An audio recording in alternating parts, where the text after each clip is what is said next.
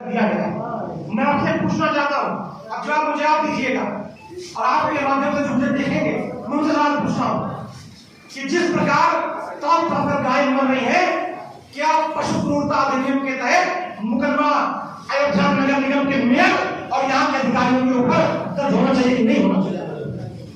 जिस प्रकार गायों पर इस तरह के कृत्य हो रहे हैं, क्या जो जिम्मेदार गौ संचालक है इस गौशाला का, क्या उसके ऊपर गौ हत्या का मुकदमा दर्ज करना चाहिए कि नहीं करना चाहिए? और हम मांग करते हैं कि आज से पिछले 3 महीने का जो सीसीटीवी फुटेज है उसको तत्काल प्रभाव जब्त करने का काम किया जाए, जिससे उत्तर प्रदेश सरकार एक एसआईटी गठित करे और इस तरह गौशालाओं की जांच करे कि जो पैसा आ रहा है उसका चारा गाय खा रही है कि अयोध्या नगर निगम में बैठे मेयर और यहाँ अधिकारी खाने का काम कर रहे हैं, ये पता होना चाहिए।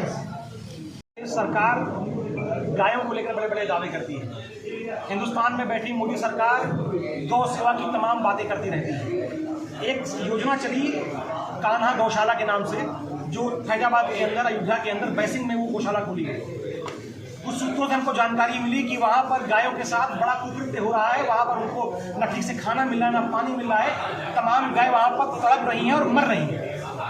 उसका हमने बाकायदा, हमको उस वीडियो में मिला जो आप सबने अभी देखा है।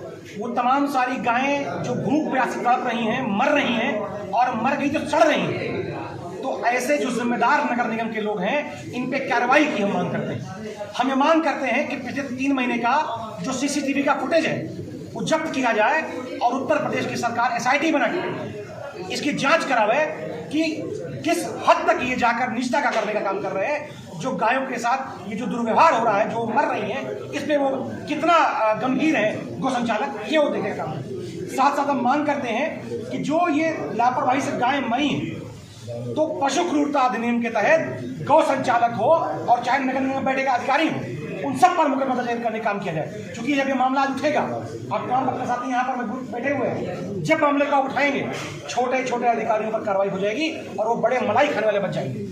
लेकिन आप मुझे बताइए, अगर ऊपर का बैठा अधिकारी इंटरेस्ट नहीं ले रहा है अगर इसको कराने में, तो किसी की हैसियत नहीं छोड़ वो ऐसा जाके काम वहाँ कर दे। यहाँ पर ऊपर तक लोग मिले हुए हैं, क्योंकि 50 रुपया प्रति गाय मिलता है उसको चारा, पानी और दवाई के लिए। 1500 रुपया प्रतिमाह गायों को मिलता है, और वो गायें जो पंजीकृत हैं लेकिन मर जा रही हैं, उनका रिकॉर्ड नहीं दिखाया जा रहा होगा, और उसका चारा जो गाय खानी चाहिए उसको नगर निगम में बैठे लोग खा रहे हैं। और ये भी नियम है, इस अधिनियम में ये भी नियम दिया गया है कि अगर कोई गाय मर रही है, वो गाय चाहे प्राकृतिक मौत ही क्यों न मर रही हो, तो उसका पंचनामा करने का काम ये आदेशित किया गया है कि उसका पंचनामा होना चाहिए। तो ये भी स्पष्ट करें, फाइल जमा करें पिछले 3-4 महीने की कि कितनी ऐसी गायें हैं जिनका पंचनामा किया गया और वो गाय वहाँ मरी पड़ी हुई हैं गड्ढे में, जिनका संस्कार तक नहीं किया गया। क्योंकि ये भी प्रावधान इसमें है कि अगर कोई गाय मर रही है उसका संस्कार भी करने की जिम्मेदारी नगर निगम प्रशासन की है, उस कान्हा गौशाला के व्यवस्थापक की है।